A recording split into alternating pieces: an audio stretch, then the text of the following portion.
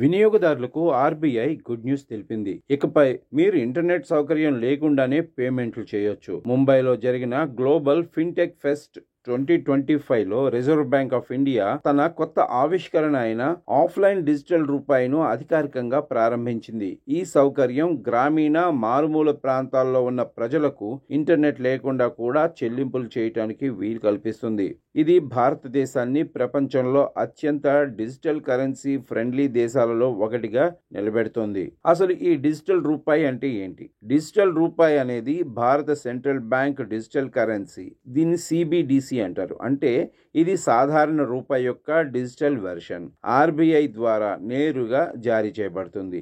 ఈ డబ్బు సాధారణ బ్యాంక్ ఖాతాలో కాకుండా ఆర్బీఐ అనుమతించిన డిజిటల్ వ్యాలెట్లో నిల్వ చేయబడుతుంది. వినియోగదారులు ఈ వ్యాలెట్ ద్వారా తక్షణ డబ్బు బదిలీలు, వ్యక్తి నుండి వ్యక్తికి చెల్లింపులు, వ్యాపారాలకు QR కోడ్ ద్వారా పేమెంట్లు చేయగలరు. ముఖ్యంగా బ్యాంకు ఖాతా లేకుండానే ఈ డిజిటల్ రూపాయి వినియోగించుకోవచ్చు.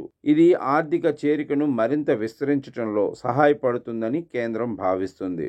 ఈ డిజిటల్ రూపాయి వ్యాలెట్లను కొన్ని బ్యాంకులు అందిస్తున్నాయి. ప్రస్తుతం 15 ప్రధాన బ్యాంకులు ఆర్బీఐ యొక్క రిటైల్ CBDC పైలట్ ప్రాజెక్టులో భాగమై ఉన్నాయి. వీటిలో SBI, ICICI, HDFC, yes bank, IDFC first bank, union bank, bank of Baroda, Kotak Mahindra bank, Canara bank, axis bank, IndusInd bank, Punjab national bank, federal bank, Karnataka bank, Indian bank వంటివి ఉన్నాయి. వినియోగదారులు ఈ బ్యాంకుల డిజిటల్ రూపాయి యాప్లను గూగుల్ ప్లే స్టోర్ లేదా యాపిల్ యాప్ స్టోర్ నుండి download చేసుకుని సులభంగా నమోదు చేసుకోవచ్చు.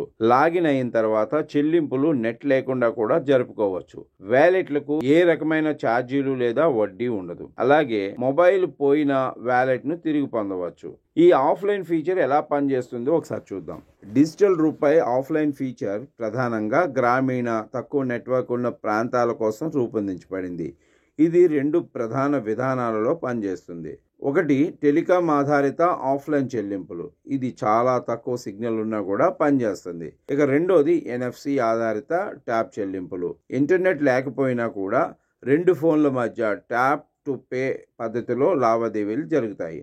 ఈ ఫీచర్తో ఇంటర్నెట్ లేకుండా కూడా రియల్ టైం చెల్లింపులు సాధ్యమవుతాయి. ఇది డిజిటల్ కరెన్సీకి ఒక విప్లవాత్మక మార్పుగా చెప్పుకోవచ్చు.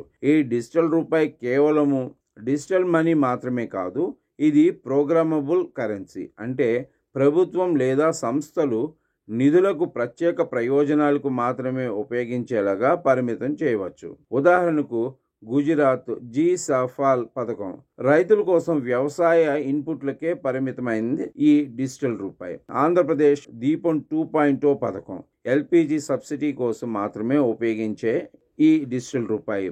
ఇది భవిష్యత్తులో కార్పొరేట్ పేమెంట్లు, టార్గెట్ రుణాలు మరియు ప్రభుత్వ సబ్సిడీ పంపిణీలలో ముఖ్య పాత్ర పోషించనుంది. ఆర్బీఐ గవర్నర్ సంజయ్ మల్హోత్రా మాట్లాడుతూ ఆధార్, UPI, డిజిలాకర్ వంటి డిజిటల్ పబ్లిక్ ఇన్ఫ్రాస్ట్రక్చర్ వల్ల భారతదేశం ప్రపంచంలో అత్యుత్తమ ఫిన్టెక్ దేశంగా ఎదిగిందన్నారు. ఈ నేపథ్యంలో డిజిటల్ రూపాయి ఆర్థిక వ్యవస్థకు కొత్త బలం అందిస్తుందని, ముఖ్యంగా ఇంటర్నెట్ యాక్సెస్ తక్కువగా ఉన్న ప్రాంతాల్లో ప్రజలకు ఇది డిజిటల్ క్వాష్ అనుభవాన్ని అందిస్తుందని చెప్పారు.